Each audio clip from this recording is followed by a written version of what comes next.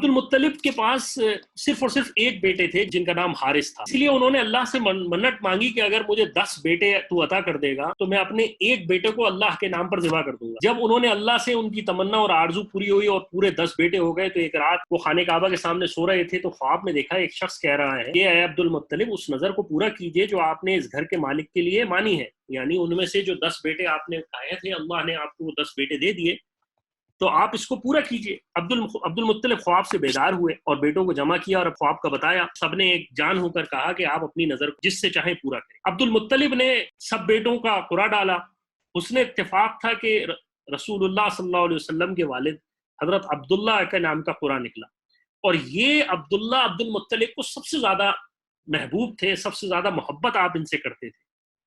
عبداللہ کا ہاتھ پکڑ کر آپ ذیب قربان گاہ کی طرف چلے اور چھری ہاتھ میں تھی تو عبداللہ کی بہنیں رونے لگیں، اور ایک بہن نے کہا اے باپ، اے میرے والد صاحب، آپ 10 اونٹوں اور عبداللہ کا قرعہ ڈال لیں، یعنی 10 اونٹ اس زمانے کی دیت تھی، یعنی کسی شخص کو مار دیا تو اس زمانے میں 10 اونٹ دے دیے جائیں گے۔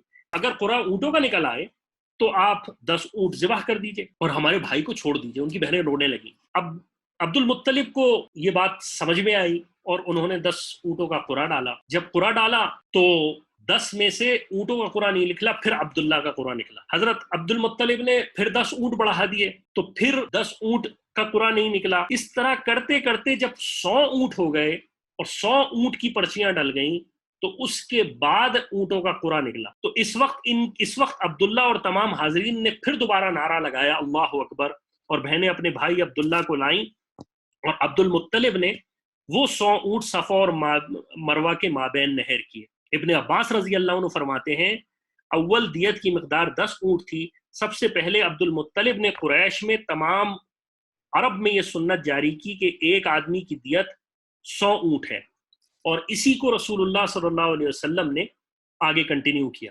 اسی واقعے کے بعد حضرت عبداللہ ذبیح کے لقب سے موسوم ہوئے، یعنی ان کو ذبیح کہہ دے جانے لگا۔ اسی وجہ سے رسول اللہ صلی اللہ علیہ وسلم نے فرمایا میں 2 ذبیحین کا بندہ ہوں، یعنی میرے باپ جو تھے سب سے بندے اسماعیل، جو حضرت اسماعیل علیہ السلام ان کے لیے بھی ذبح ہوا تھا ذبیحین 2، اور میرے باپ کے لیے بھی اللہ تعالی نے ذبح کے لیے اونٹ بھیجے۔ حضرت معاویہ رضی اللہ عنہ فرماتے ہیں ایک بار رسول اللہ صلی اللہ علیہ وسلم کی خدمت بابرکت میں حاضر تھے کہ ایک اعرابی آیا اور آپ علیہ السلام کو ان لفظوں سے خطاب کیا یا ابن ذبیحین۔ آپ علیہ السلام خوش ہوئے۔ امیر معاویہ رضی اللہ عنہ جب حدیث کی رفایت سے فارغ ہوئے تو حاضرین میں سے کسی نے دریافت کیا وہ ذبیحہ کون ہے؟ تو فرمایا حضرت عبداللہ کا یہ واقعہ بیان کیا کہ ایک عبداللہ اور دوسرے حضرت اسماعیل علیہ السلام۔